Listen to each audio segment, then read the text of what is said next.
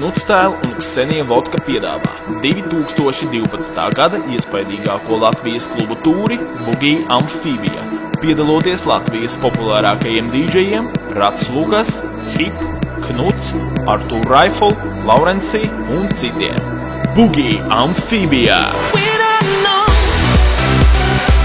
Atraktīvi dīdžeji, balītas 3D fotogrāfiju panorāma, konkursi ar balvām, aromātiskie dūmi, pavedinošas go-go dejotājas, likumības policija, pierbong un bārmeņu šovi.